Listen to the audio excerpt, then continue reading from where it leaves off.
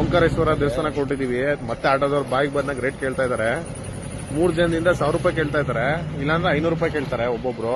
ಅದಕ್ಕೆ ಇವಾಗ ಯಾವ್ದಾದ್ರು ಶೇರಿಂಗ್ ಆಟೋ ಬರುತ್ತೆ ಅಂತ ಕಾಯ್ತಾ ಇದೀವಿ.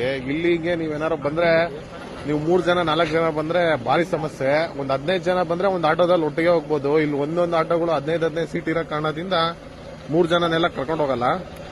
ಈಗ ಆಟೋ ಹಿಡಿದಿದ್ದೀವಿ, 150 ರೂಪಾಯಿ ಕೇಳ್ತಾ ಇದಾರೆ. ನಮ್ಮ ಹೋಟ್ಲಿಂದ ಒಂದು 4 ಕಿಲೋಮೀಟರ್ ದೂರ ಇದೆ.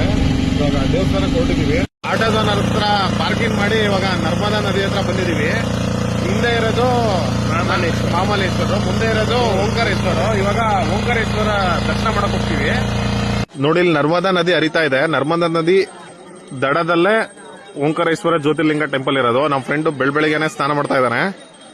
ಇಲ್ಲಿಂದ ನರ್ಮದಾ ನದಿ ದಾಟಿ ದೇವಸ್ಥಾನಕ್ಕೆ ಹೋಗಕ್ಕೆ ಬೋಟ್ ವ್ಯವಸ್ಥೆ ಇದೆ. ಒಬ್ರಿಗೆ 50 ರೂಪಾಯಿ ಚಾರ್ಜ್ ಮಾಡ್ತಾರೆ. ಮುಂದಿನ ವಿಡಿಯೋದಲ್ಲಿ ಮತ್ತೆ ಸಿಗೋಣ. ಫಾಲೋ ಮಾಡೋದನ್ನ ಮರಿಬೇಡಿ.